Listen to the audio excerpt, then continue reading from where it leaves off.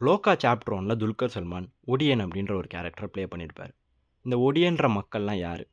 இவங்கலாம் என்ன பண்ணுவாங்க? அப்படின்னு கேட்டா, இந்த ஒடியன்றவங்கலாம் நைட் டைம் வொர்க் பண்ற வொர்க்கர்ஸ்.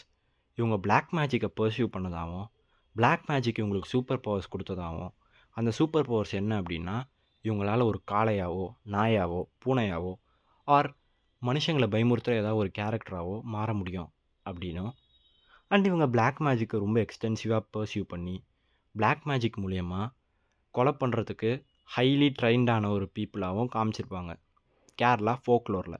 பட் இதெல்லாம் உண்மையா?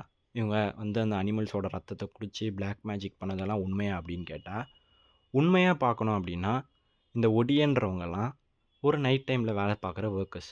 இவங்களோட முதலாளி அந்த முதலாளிக்கு இருக்க எதிரிகளை கொல்றதுக்கும் அண்ட் அந்த ஏரியாவை பாதுகாத்துக்கிறதுக்கும் இவங்களுக்கு கொலை பண்ணுறதுக்கான ட்ரைனிங்கை கொடுத்துருக்காரு. பட் அது மட்டும் போதாது. ஸோ இவங்களுக்கு வந்து ஒரு ஃபியர் ஃபேக்டர் வேணும். இவங்கள பார்த்து எல்லாரும் பயப்படணும். அதுக்கு என்ன பண்ணியிருக்காங்க அப்படின்னா, இந்த மாரி கதைகளெல்லாம் உருவாக்கியிருக்காங்க. அண்ட் இது வந்து ஆக்சுவலா வொர்க்கும் இருக்கு.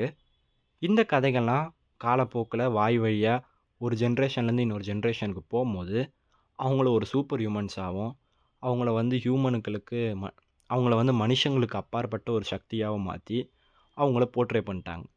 இதுதான் இந்த ஃபோக்லோரோட உண்மையான கதை. இதே மாரி நெக்ஸ்ட்டு டொவினோ தாமஸோட கேரக்டரான குட்டிச்சாத்தான பத்தி பார்ட் 2 வீடியோ போடுறேன். ஸோ அதுக்கு மறக்காம சேனலை சப்ஸ்கிரைப் பண்ணிக்கோங்க.